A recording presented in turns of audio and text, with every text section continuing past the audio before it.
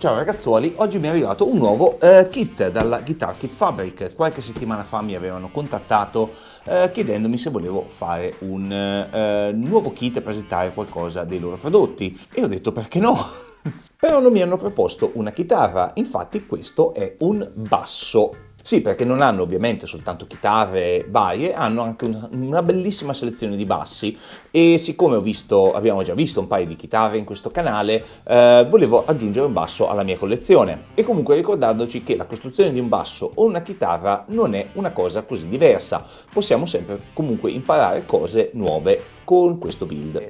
Se è la prima volta che vedete la mia bruttissima faccia sul vostro telefono, tablet o televisore, i kit per chitarra non sono altro che delle chitarre in tutto per tutto disassemblate senza vernici o finiture, in modo tale che saremo noi a colorarle come ci pare. E sono una grandissima piattaforma per imparare di più sullo strumento, ma soprattutto costruire lo strumento dei vostri sogni, la chitarra, il basso che vi manca, ad un prezzo abbastanza modico.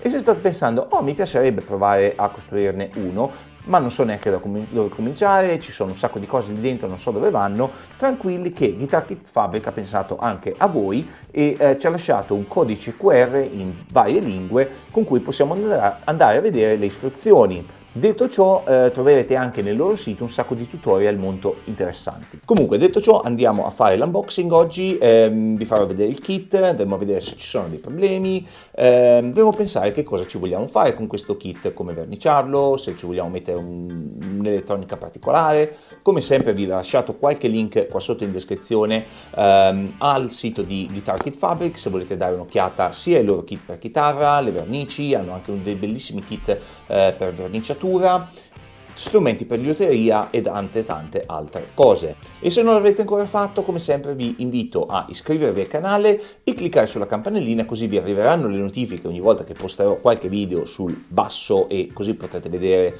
tutto il progresso che faremo. E se questo video vi è piaciuto e volete vedere altri kit o altre chitarre in canale, mi raccomando, lasciatemi un like che mi aiuta veramente tanto a raggiungere altri utenti e a crescere il canale, così posso portare più roba. Come se non avessi abbastanza chitarre. Comunque, ciancio le bande, andiamo a aprire la scatolozza. Bene, partiamo dal body. Là. Allora, tiriamolo fuori da carta imballaggio.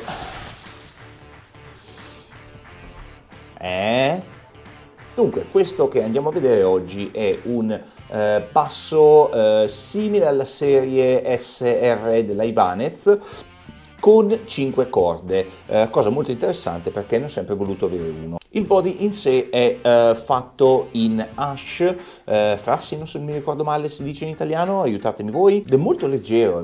Possiamo notare, adesso io qui riesco a notare che abbiamo 1, 2 e 3 pezzi, questo pezzo qua è leggermente più chiaro, però questi due si blendono molto bene. E la cosa bella è che ha una bellissima figurazione, comunque si vedono le venature, adesso farò qualche ingrandimento, però si vedono le venature proprio del body in sé ed è molto bello da vedere.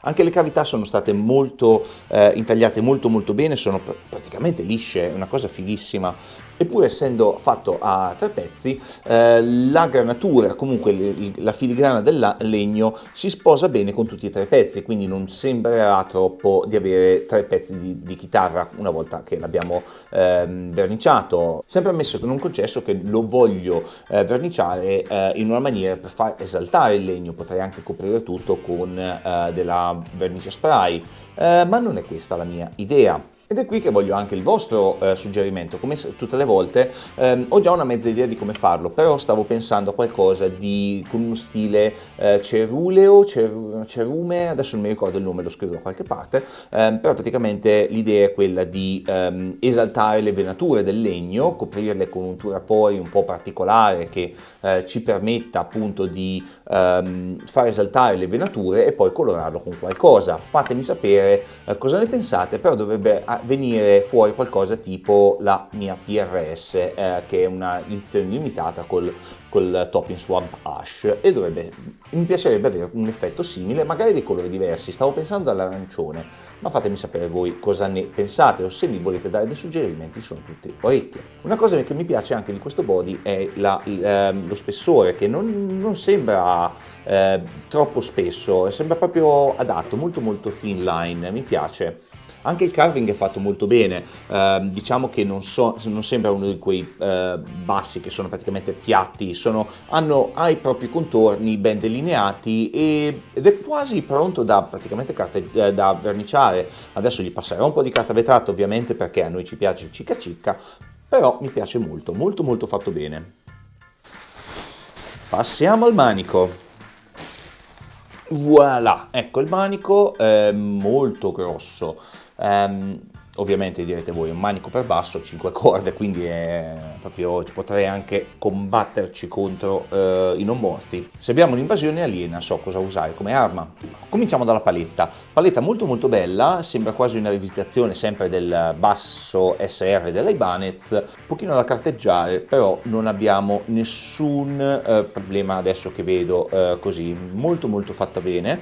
Abbiamo un manico in tutto d'acero, quindi non riesco neanche a vedere se ci sono sì, c'è una scarf joint che va benissimo così. Abbiamo già parlato una volta che le scarf joint sono una cosa ottima da vedere, anche perché sennò dovremmo praticamente tagliare dovremmo intagliare un pezzo di legno molto più grosso, quindi costerà di più. Quindi le scarf joint non c'è niente di male contro queste, anzi qui si vede proprio malapena. La tastiera invece è fatta di rosewood, mi sembra molto bella, tra l'altro, carina, cioè niente di super particolare, diciamo il classico rosewood, però bella. I classici dot inlays che non sono un grande fan, però tanto alla fine se il basso originale è fatto così non è che possono cambiare le cose. I tasti sono posati molto molto bene, non sporgono, quindi do per scontato che gli danno qua una specie di mini fret job prima di mandarlo al cliente. Non ho mai avuto problemi con i tasti della Guitar Kit Fabric, quindi non mi posso lamentare. Sembrano, sì, non vedo niente di sbagliato, però ovviamente una mezza livellata gliela daremo. Un'altra cosa molto molto bella è che sono i capotasti, che sono in osso super lisci. La scala del basso è una classica 34 pollici, quindi molto più lunga delle scale delle chitarre, questo già lo si sapeva, e con un radius della tastiera di 12 pollici. Se non sapete di cosa sto parlando, ho fatto 2 video in passato dove parlavamo appunto di radius della tastiera e della scala del manico, ve li lascerò da qualche parte sulle schede. E ovviamente abbiamo qui anche la truss-rod, ed è una truss-rod a doppiazione, quindi ciò significa che possiamo aggiustare il manico sia se è curvo da questa parte o curvo da quell'altra parte, non credo che sia mai successo. Cosa molto buona, che ci aiuta veramente tanto con la stabilità del manico. Ed ultima ma non meno importante, la scatola con tutto l'hardware, il pick-up e l'elettronica. Di questa sono molto curioso perché non conosco bene i pick-up dei bassi, quindi sarà una cosa molto carina.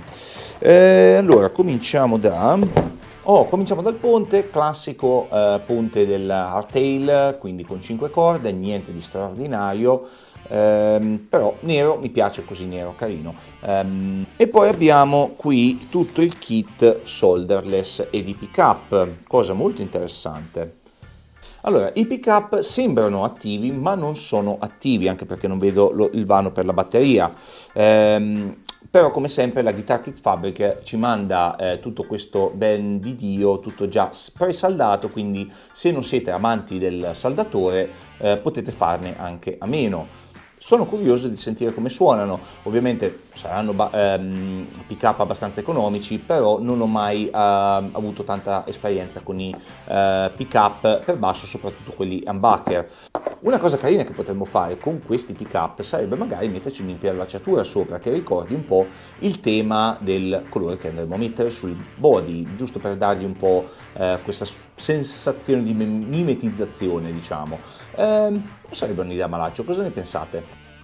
Per finire con l'elettronica abbiamo tutto qua, abbiamo 2 volumi e 2 toni.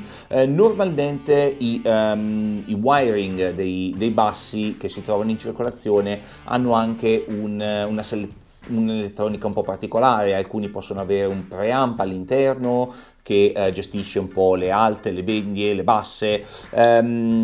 Quindi curiosi di vedere come suonano, però magari in futuro potremo fare un altro video con delle opzioni per un cablaggio serio da basso. Andiamo anche a svecchiare una meccanica, sembrano abbastanza resistenti, adesso ovviamente lo andremo a vedere quando metteremo il basso in funzione, però sembra che girino. Non ho mai avuto problemi con le meccaniche della Guitar Kit Fabric, non credo che avrò problemi con queste. E poi abbiamo la figata di tutte, una bustina con tutte le cose che ci servono, già pre-invecchiate, quindi sappiamo esattamente cosa abbiamo qui e in base a quello che dobbiamo utilizzare potremmo praticamente aprire la bustina che ci serve. Non ho capito ancora cosa mi servono le molle, però potenziometri neri che non fanno mai male. Ovviamente non potevano mancare le corde, qui abbiamo un set di corde molto spesso, giustamente direte voi per basso, e sono 5. 1, 2, 3, 4, 5, sì, 5.